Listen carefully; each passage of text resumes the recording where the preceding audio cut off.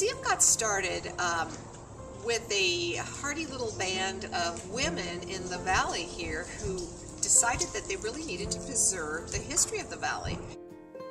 We joined the Historical Society in 1967 because our landlady was Mr. Gleason, Mrs. Gleason, and then she said, "You have to join us." I said, "Oh, we'd love to." The museum has really seen quite a bit of growth since the early mid-1960s. We've expanded.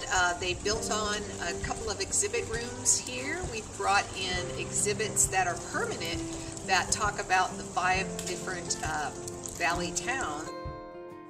I've been coming here all of my life and have been totally enthralled by the way it makes history come alive here. About 15 years ago, we started having changing exhibits, which means that we brought in exhibits or create exhibits of our own. My first one was the military exhibit, the Reagan exhibit was a big exhibit that I loved doing. It was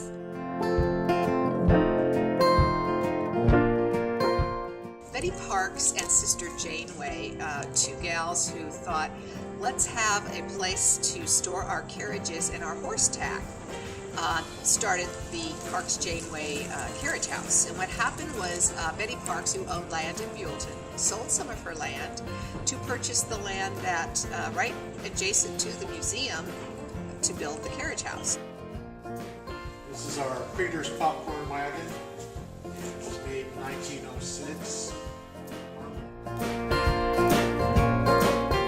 definitely the people. I think there's wonderful people that are involved with the museum. Especially right now, Miss Chris, the people who run the museum, and the board, the people running and the events there. This is my favorite.